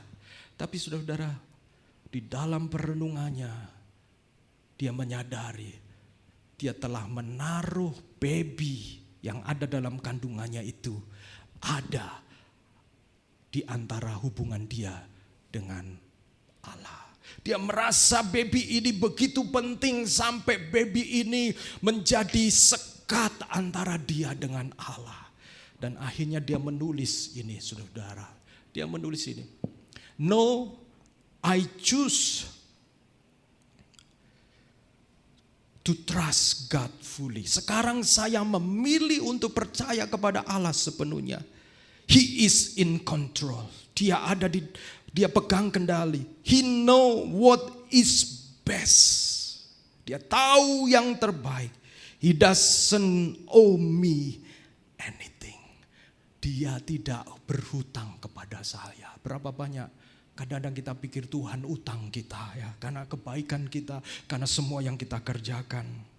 Rather I owe him everything. Kenapa? Karena waktu dia hamil dia merasa yes, Tuhan membalas kebaikan saya. Tetapi ketika anaknya gugur dia merasa Tuhan kau hutang kepada saya. Itu sebabnya dia mengatakan rather I owe him everything. Lebih sebenarnya sayalah yang berhutang kepadanya untuk segala sesuatu. When we as believers get to heaven, ketika kita sebagai orang percaya pergi ke surga, we won't have to ask. Kita enggak perlu tanya why. Kadang-kadang kita berpikir ya kita enggak tahu jawabannya apa ya, nanti kita tanya Tuhan di surga lah itu ya. Mengapa ini terjadi? Kan kita ingin begitu. Bahkan di surga pun setelah tinggal bersama dengan Bapa, betapa kita ini sombong ya. Kita masih mau tanya, ingin tahu why. Dia mengatakan, it will be worth it all. Itu Tuhan layak lakukan semua. Sebab apa? Kalau kematian Kristus di atas kayu salib tidak menjadi jawaban untuk kita bisa percaya bahwa Dia apapun yang dia pikirkan itu yang terbaik, maka tidak ada hal yang lain yang bisa meyakinkan kita untuk percaya kepada dia. Kehendak terakhir, saudara-saudara. Next slide terakhir. Kehendak diri yang sudah diserahkan kepada kehendak Allah akan mendatangkan pengalaman keserupaan dengan Kristus dan kuasa kebangkitan Kristus. Ada dua hal ini, saudara-saudara. Mari kita akan berdoa. Kalau saudara menyerahkan diri dan saya menyerahkan diri, saya khotbah ini bukan karena saya lebih tahu dari saudara dan saya. Kita adalah teman seperjalanan. Saya menggumulinya. Saya menggumulinya, saudara-saudara. Saya menggumulinya. Ya. Apa yang terbaik buat kami? Saya menggumulinya. Ada banyak hal yang saya pikir saya harus punya backup plan ini dan itu. Tapi saya lupa saya pernah di kerusuhan di mana untuk besok makan pun belum tentu saya bisa rencanakan. Tapi toh satu kali Tuhan tetap menolong saya. Bukan berarti kita tidak buat rencana, bukan itu poinnya. Poinnya adalah belajar menyerahkan apa yang kita anggap sebagai unsur-unsur yang membuat semua terkendali itu. Kita serahkan kepada Tuhan dan percaya kepada Dia bahwa Dia layak melakukan apa saja atas hidup kita. Mari kita akan berdoa, saudara-saudara.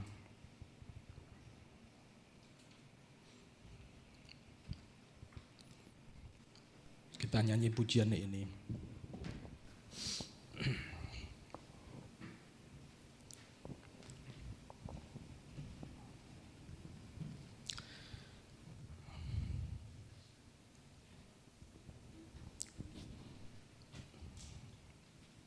Saya mengundang kita bangkit berdiri.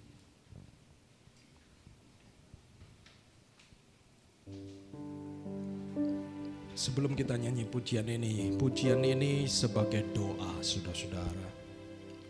Seperti yang saya sampaikan, memang saya gembala.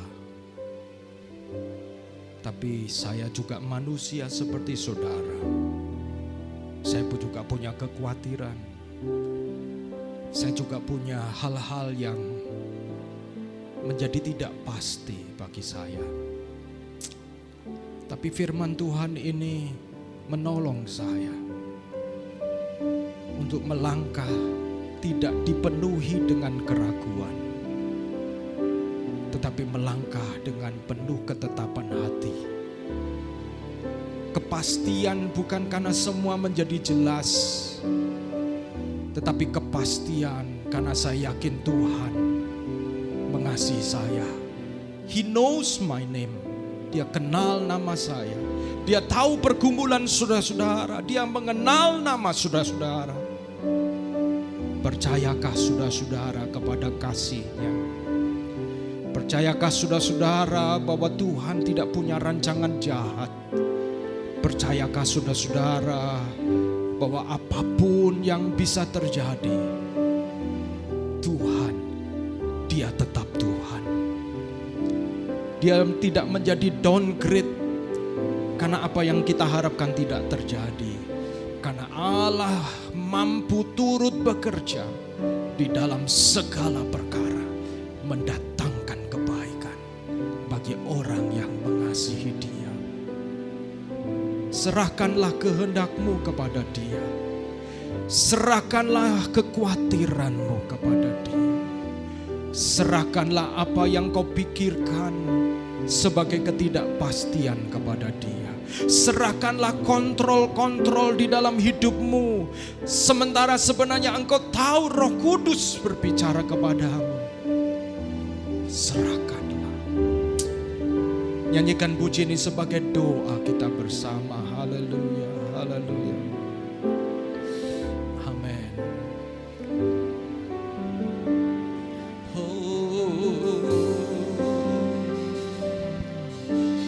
Ini aku, semua milikmu, ku serahkan padamu Tuhan.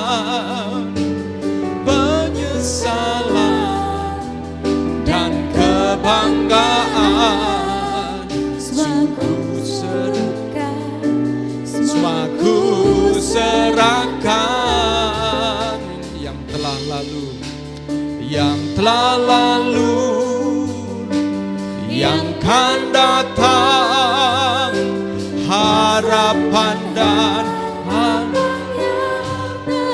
amin, haleluya, masa depan dan rencanamu ku serahkan dalam tanganmu, amin. Ku serahkan, amin, kepadamu Tuhan, untuk kemuliaan-Mu ku berikan hidup ini sebagai persembahan yang berkenan padaku, berikan, amin, hidupku kepadamu Tuhan, untuk kemuliaan-Mu ku berikan hidup ini sebagai persembahan yang berkenan padamu, dan berikan hidupku kepadamu Tuhanku.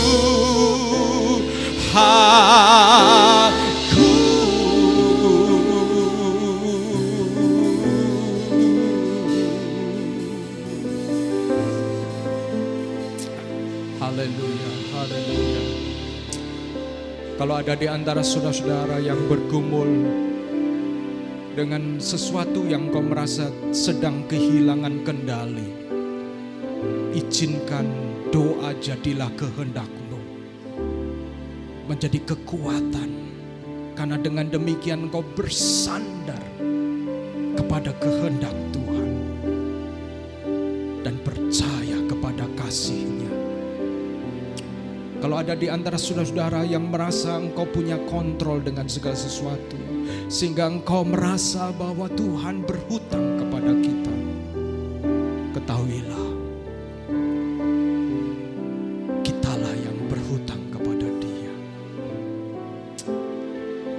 Bersyukur, belajar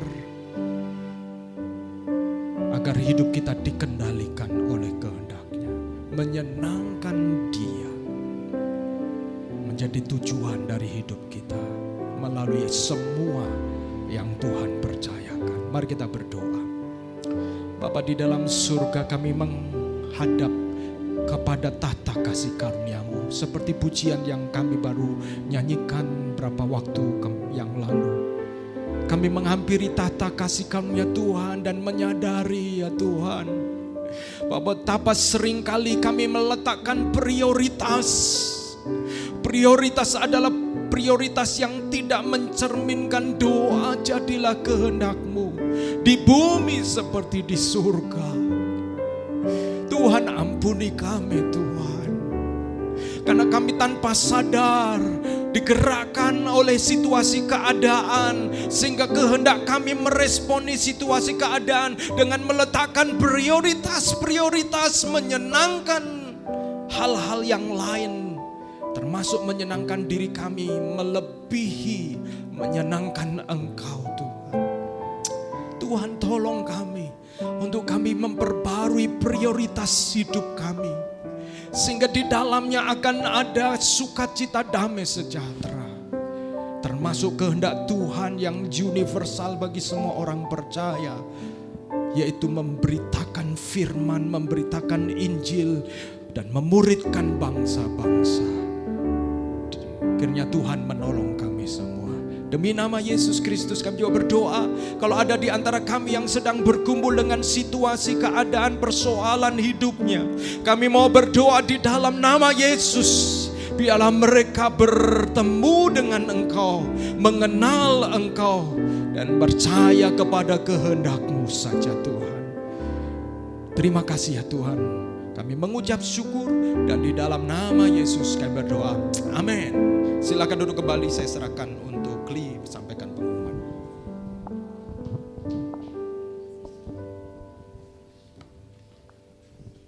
Shalom teman-teman yang dikasih Tuhan.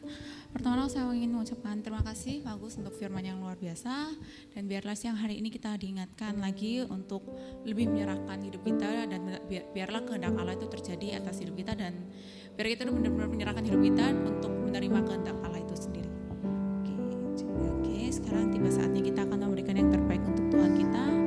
Sebenarnya kita mau berdoa dulu untuk persembahan. Teman-teman mari kita berdoa. Tuhan, kami mengucap syukur ya Tuhan. Tuhan biarlah Engkau ingatkan lagi ya Tuhan bahwa Engkaulah ya Tuhan, bahwa Engkaulah Tuhan yang sesungguhnya yang memiliki kontrol ya Tuhan atas kehidupan kami ya Tuhan. Biarlah kehendak-kehendak-Mu juga yang mengontrol kehidupan kami ya Tuhan. Dan biarlah kami lebih menyerahkan diri kami sesuai dengan kehendak-Mu ya Tuhan. Tuhan, kami juga mengucap syukur ya Tuhan atas apa yang telah Kau percayakan kepada kami. Biarlah kami tahu bahwa Engkau telah memberikan yang terbaik untuk kami ya Tuhan. Dan biarlah kami juga akan memberikan yang terbaik ya Tuhan untuk persembahan-Mu ini. Dan biarlah persembahan yang kami berikan ini berguna bagi pekerjaan-Mu. Terima kasih Tuhan, dalam nama-Mu kami berdoa mengucap syukur. Haleluya, amin. Nah, buat teman-teman yang ingin memberikan persembahan bisa diberikan melalui via transfer ke rekening yang tertera. Dan juga bisa melalui kantong persembahan yang ada di belakang. Sambil teman-teman memberikan persembahan, saya akan membacakan satu ayat di Efesus 4 ayat 2. Hendaklah kamu selalu rendah hati, lemah lembut dan sabar. Tunjukkanlah kasih-Mu dalam hal saling membantu. Nah, oke, pertama-tama saya mau welcome buat semua teman-teman yang hadir ataupun yang mungkin yang lagi nonton live stream yang baru nonton, saya mau welcome semuanya. Terima kasih juga buat teman-teman yang sudah melayani, terima kasih atas kesetiaannya, dan juga untuk teman-teman yang sudah setia hadir. Nah, jangan lupa ibadah kita diadakan setiap hari Minggu jam 10 di tempat ini di Ruko Pakuan Square atau lebih gampangnya Ruko sebelah Mesar. Nah, ibadah minggu kita disertai oleh ibadah Sunday School. Jadi buat teman-teman yang sudah memiliki anak atau punya ponakan atau siapa, bisa membawa anak-anak kalian supaya mereka juga diperkenalkan oleh Tuhan sejak dini. Nah, lalu untuk hari Selasa ini kita akan ada Moment of Restoration yang akan diadakan on-site jam 19.30 di tempat ini juga. Nah, ya buat teman-teman yang berhalangan bisa diadakan hybrid juga, ada online-nya. Tapi kami segenap gereja SAF tetap mengencourage kalian untuk join secara onsite. Jadi kalau benar-benar kepepet ya bisa join hybrid, tapi tetap kalau bisa datang ya dimohon kehadirannya. Kita mau sangat welcome kalian untuk join Timur ini. Nah, lalu untuk hari Kamis kita ada KTB di Barat ada 2, Barat 1 dan 3 digabung, Barat 1 dan 3, Barat 2 dan KTB Timur. Nah, lalu kita mendapat invitation dari ICA Worship Night. Kalau kalian ingat ada CBB yang kapan hari mengadakan training untuk kita. Nah, kita sangat diberkati sekali ya oleh trainingnya. Nah, kita menerima invitation dari ICA. Jadi buat teman-teman yang pengen join bisa langsung join. Untuk di baratnya tanggal 13 September dan untuk di timur tanggal 27 September. Nah, ini acara worship night dari ICA. Jadi kalau teman-teman mau join silahkan join. Tanggalnya sesuai yang tertera, untuk jamnya juga jam 7. Oke. Nah, lalu we are going to have the biggest event of this year. Kasih tepuk tangan dulu yuk. Oke, nah jadi seperti yang sudah kita mention sebelum-sebelumnya, kalau di tanggal 5 dan 6 Oktober kita akan mengadakan retreat. Dan sekarang sudah open registration ya. Open registration. Nah, untuk biayanya ada biaya early bird juga. Kita benar-benar mengencourage teman-teman buat join di retreat ini karena ini retreat pertama kita setelah sekian lama dan akan dibuat secara berbeda gitu. Kalau dulu mungkin yang punya anak masih sedikit, yang sekarang kan udah pada punya anak semua. Jadi kita encourage kalian gitu. Yang punya family juga bisa, atau mungkin yang belum berkeluarga juga bisa join gitu. Jadi kita benar-benar mengencourage kalian untuk join di retreat ini yang akan diadakan satu malam di Sianaya Resort. Dan untuk biayanya ada biaya early bird. Biaya early birdnya itu 650.000 per orang, dan untuk double itu 750.000 per orang. Double ini untuk teman-teman yang ingin sekamar, misalnya kayak berdua aja, untuk para couple yang sudah menikah. Nah, dan pengen kayak berpasangan, nah itu bisa untuk double ini. Dan untuk extra bed ada di 325.000. Dan untuk anak-anak di bawah 5 tahun tidak berbayar. Untuk anak-anak 6 sampai 8 tahun berbayar 50%. Nah, lalu untuk biayanya nanti setelah tanggal 23 September sudah berbeda. Dan itu sih, mungkin ada flyer sama videonya ya, bisa ditampilkan.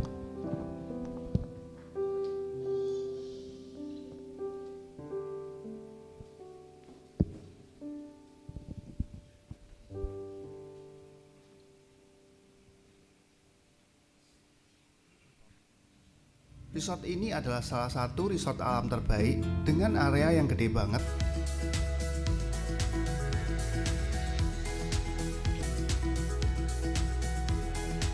Kita pesen yang tipe Ranggawuni. Ini kondisi kamar di dalam cabin tipe Ranggawuni. Kamar yang kita ambil ini adalah tipe glamping yang twin bed. Untuk desain cabinnya didominasi tema kayu. Dari lantai, terus juga sisi-sisi dindingnya. Lalu perabotan-perabotannya berbagai macam kids activity seperti tenis meja, mini golf, table soccer, engklek, juga permainan board game seperti catur, uno, kartu, ular tangga, dan lain-lain. Berikut resto tempat kita makan pagi, guys. Gimana? Apa nggak nagih view-nya? Breakfastan di sini rame-rame bareng keluarga atau teman-teman. Kasih tepuk tangan dulu yuk. Nah, oke, ya itu sekilas video untuk retreat kita. Mungkin nanti lebih lengkapnya bisa dijelaskan oleh Pak Agus ya. Oke, sekian pengumuman, saya serahkan kepada Pak Agus. Makasih. Ya, memang mungkin saudara bertanya ya, temanya carry your cross. Tapi kok di sana ya gitu ya, salibnya mana ini saudara gitu kan ya, salibnya bayarnya itu saudara. Salibnya bayarnya itu.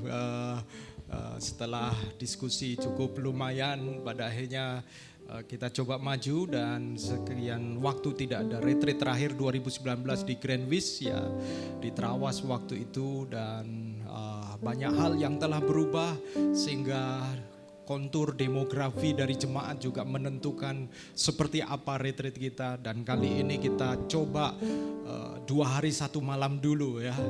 Kayak apa chaosnya begitu ya saudara. Salibnya seperti apa. Makanya ini saudara-saudara, ini kok temanya kok ngeri gitu ya saudara. Iya, karena nanti saudara akan pikul salib ya.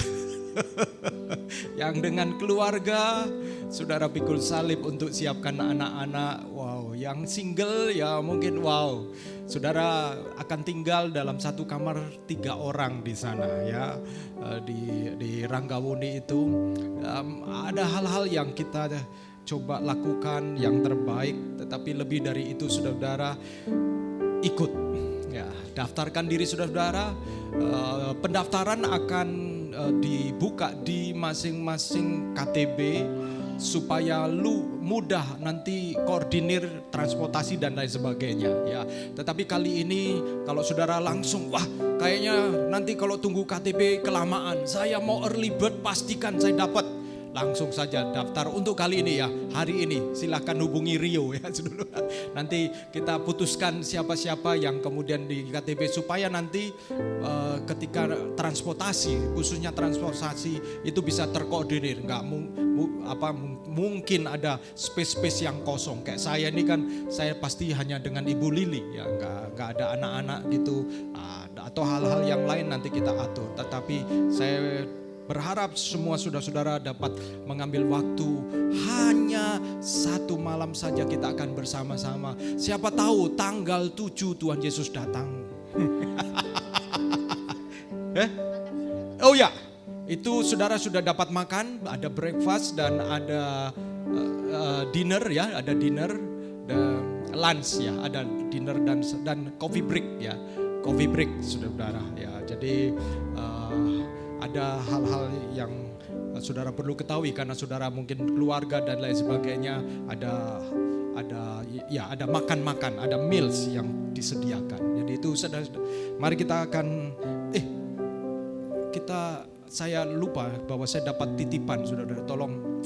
Jadi bulan September ini adalah bulan misi, di mana gereja kita nanti juga akan menyisikan persembahan untuk mendukung misi pekerjaan Tuhan, ya saudara, supaya saudara tahu bahwa gereja kita ini menjadi bagian dari satu gereja yang lain yang punya misi, dan kita menyatukan kekuatan untuk misi Tuhan ini dapat terjadi. Silakan.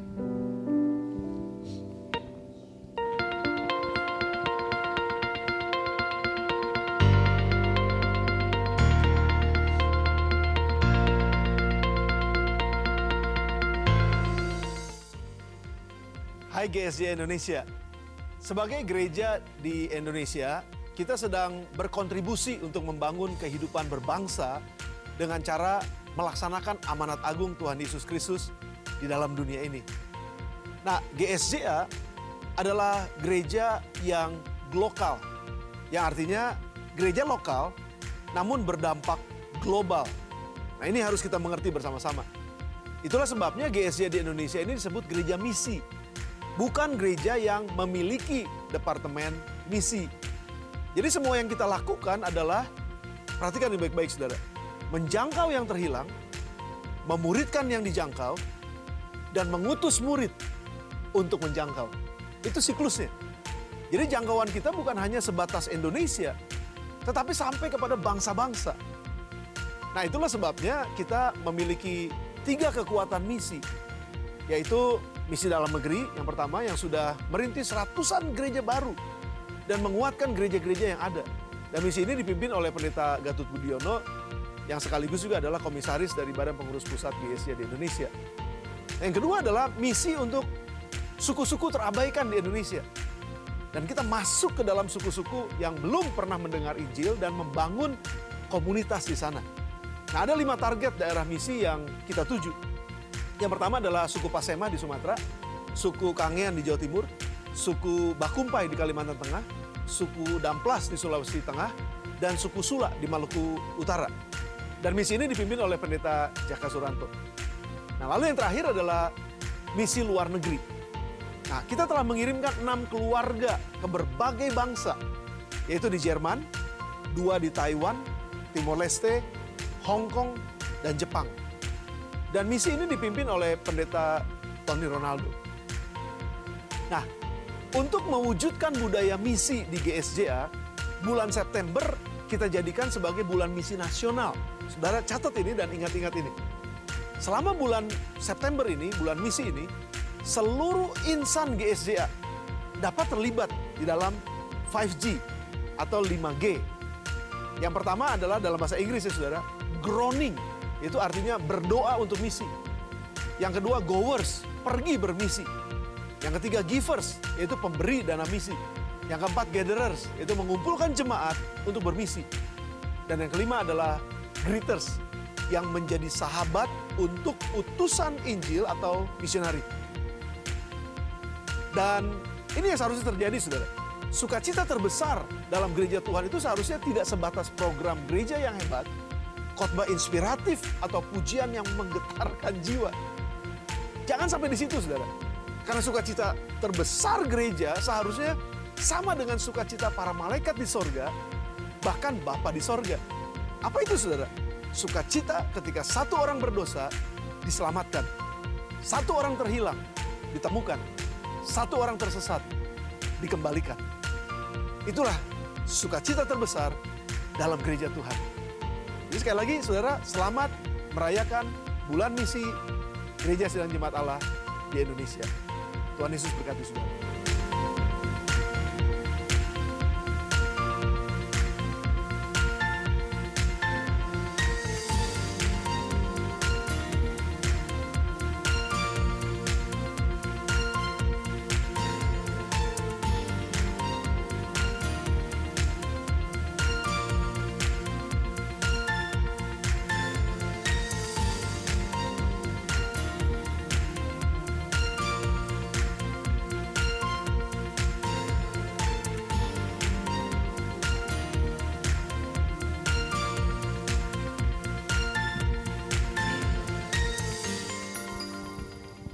Ya, mari kita bangkit berdiri, kita berdoa untuk misi ini, saudara-saudara.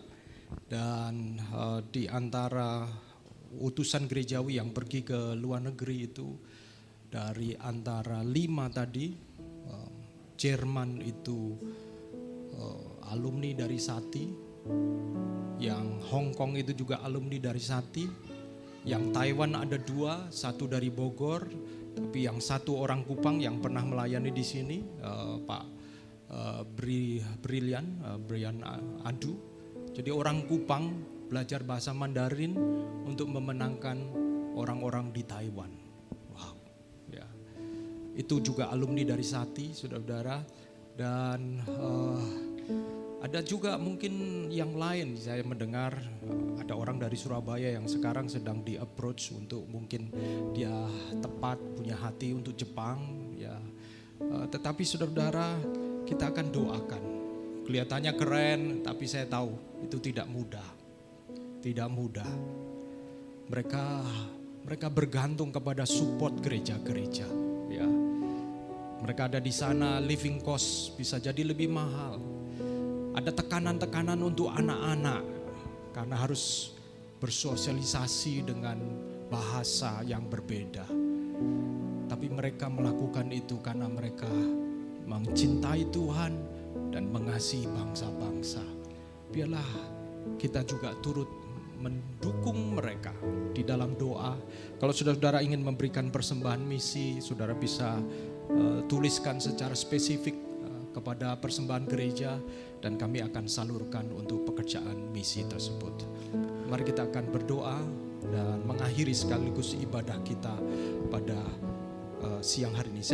Saya juga ingat di belakang ada makanan nasi kotak. Terima kasih untuk keluarga Heri dan Velia yang sudah menyediakan, karena Bi baru berulang tahun, ya. Jadi kita bisa fellowship bersama-sama, makan bersama. Mari kita akan doakan untuk hal ini, saudara-saudara. Saya minta tolong Devita berdoa untuk pekerjaan Tuhan, berdoa untuk retreat, berdoa untuk pekerjaan misi Tuhan tersebut. Mari kita berdoa. Tuhan Yesus, terima kasih ya Tuhan atas kesempatan ya Tuhan. Pertama kami boleh masih bergereja ya Tuhan di tempat ini, beribadah ya Tuhan di tempat ini juga ya Tuhan. Kami bersyukur dan berterima kasih atas setiap pekerjaan yang juga sudah Tuhan berikan kepada kami. Pekerjaan Tuhan juga sudah kesempatan pelayanan ya Tuhan untuk kami boleh melayani di tempat ini juga ya Tuhan. Kami bersyukur, kami juga boleh kesempatan untuk mengadakan retreat ya Tuhan di gereja ini. Kami percaya bahwa retreat ini tidak akan menjadi sia-sia ya Tuhan, tapi mungkin menjadi turning point ya Tuhan bagi setiap orang yang hadir, setiap keluarga yang hadir. Mungkin bagi anak-anak kami juga bisa mengenal Engkau lebih lagi. Mungkin teman-teman kami ya Tuhan, kami juga boleh berkesempatan untuk mengajak teman-teman kami yang belum mengenal Tuhan ya Tuhan, untuk boleh hadir, boleh enjoy bersama-sama di retreat ini dan dipulihkan ya Tuhan. Dan lebih lagi bertumbuh dalam-Mu saja ya Tuhan. Dan kami bersyukur bahwa kami juga mengetahui bahwa bulan September ini menjadi bulan misi bagi gereja kami ya Tuhan. Kami terima kasih ya Tuhan atas kesempatan ya Tuhan. Mungkin dari antara 5G itu kami boleh menjadi salah satu, mungkin kami tidak bisa memberikan persembahan ya Tuhan, tapi kami mau menjadi pendoa-pendoa ya Tuhan. Mungkin kami boleh untuk memberikan informasi ya Tuhan, mungkin ada jemaat-jemaat atau kenalan kami yang ada di luar negeri itu ya Tuhan, untuk boleh masuk ke dalam gereja yang ada di sana ya Tuhan. Kami bersyukur dan berterima kasih ya Tuhan atas hari ini. Kiranya Kau berkati setiap kami juga yang akan melanjutkan aktivitas hari ini. Dalam nama Tuhan Yesus kami berdoa, amin. Saudaraku yang kekasih, angkatlah tanganmu dan terimalah berkat Tuhan. Tuhan menyinari engkau dengan wajah-Nya dan menghadapkan wajah-Nya kepadamu dan memberikan engkau damai sejahtera. Jadilah pelaku firman, karena hanya orang-orang yang melakukan firman Tuhan, dia disebut sebagai orang-orang yang bijaksana, karena membangun rumah kehidupannya di atas batu karang yang kuat. Sehingga ketika badai kehidupan datang atas hidupmu, engkau tetap berdiri kokoh. Bahkan melaluinya engkau tahu bahwa hidupmu adalah hidup yang bisa menaungi, menjadi perlindungan buat orang-orang lain yang hidupnya oleh karena badai kehidupan menjadi hancur. Tetapi ketika melihat rumah kehidupanmu, mereka akan berlari dan mendapatkan perlindungan melalui kehidupanmu. Itu sebabnya diberkatilah usahamu, diberkatilah rumah tanggamu, diberkatilah setiap hubungan-hubungan yang kau bangun di dalam takut akan Tuhan. Dan diberkatilah setiap rencanamu supaya melaluinya kerajaan Allah terjadi. Diberkatilah anak-anakmu, diberkatilah studimu, dan apa yang kau kerjakan menjadi dibuat Tuhan berhasil. Dan terimalah damai sejahtera dari Allah Bapa, kasih sayang dari Tuhan Yesus Kristus, dan penghiburan oleh karena Roh Kudus menyertai engkau dan saya mulai hari ini sampai Maranatha. Yesus datang menjemput setiap kita semuanya. Amin, amin, amin. Jadikan aku indah yang kau pandang mulia, Seturut karyamu di dalam hidupku, ajarku berharap hanya kepadamu, taat dan setia kepadamu Tuhan. Jadikan aku indah. Engkau dengar doa kami Tuhan, ini kerinduan kami. karyamu Di dalam hidupku, ajarku berharap hanya kepada